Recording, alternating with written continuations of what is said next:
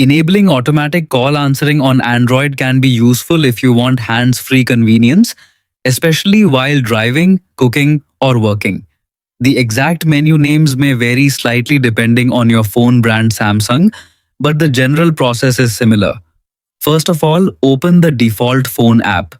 This is usually the green phone icon on your home screen or app drawer. Once inside, tap the three-dot menu icon located at the top right corner of the screen. From the drop-down menu, select Settings. Inside Settings, look for an option called Answering and Ending Calls or something similar, like Call Settings or Accessibility, depending on your device model. Tap on it to continue. Now find the feature labeled Answer Automatically. Turn on the toggle switch next to it. When enabled, your phone will automatically pick up incoming calls after a short delay without you needing to press any button.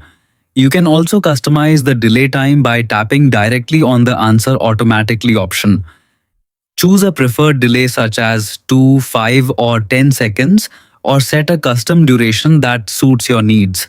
This feature is especially helpful for hands-free usage, but it should be used carefully to avoid answering unwanted calls.